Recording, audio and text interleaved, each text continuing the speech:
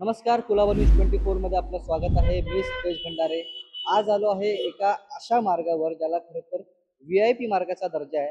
हा मार्ग आहे महापालिका मार्ग. आपण एकंदरीत जर पाहिलं तर महापालिका मार्ग हा अत्यंत महत्त्वाचा मानला जातो. म्हणजे मुंबईच्या दृष्टिकोनातून हा एक अत्यंत महत्त्वाचा मार्ग आहे.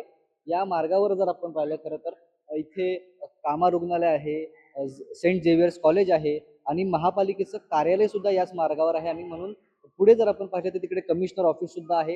इथूनच काही अंतरावर मंत्रालय सुद्धा आपण पाहिलेलं आहे.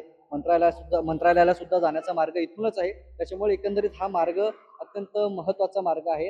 पण इथे लक्षपूर्वक बघण्याची गोष्ट ही अशी आहे की इथे लागलेल्या या वाहनांच्या रांगा आपण बघू शकतो. या वाहनांच्या रांगा ज्या आहेत त्यांना कोणत्याही प्रकारचं परमिशन या ठिकाणी देण्यात आलेलं नाहीये. खरं तर अनधिकृतपणे या वाहनांची पार्किंग या ठिकाणी केलेली आहे. त्याच्यामुळे इथल्या स्थानिक रहिवासी असतील, इथले सामाजिक कार्यकर्ते असतील, त्यांनी मोठ्या प्रमाणात इथे प्रश्न उचलल्याचं आपण पाहिलं. आपण जर ट्विटर पाहिलं, एक्स पाहिलं तर त्याच्यावर ट्रॅफिक डिपार्टमेंटला टॅग करून बऱ्याच इथल्या स्थानिक रहिवाशांनी अशी प्रश्न या ठिकाणी सध्या उपस्थित केल्याचं आपल्याला पाहायला मिळतंय.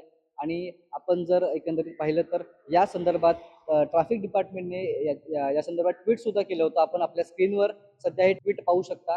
त्यांनी असं देखील सांगितलं की या तक्रारीची आमच्याकडून नोंद केली गेलेली आहे. पण आज हा दुसरा दिवस आहे आणि या ठिकाणी कोणत्याही प्रकारची कठोर कारवाई या ठिकाणी केलेली आपल्याला पाहायला मिळत नाही.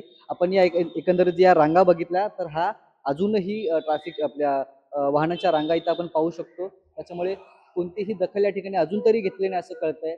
मी सिद्धेश भंडारे, कुलाबा न्यूज 24.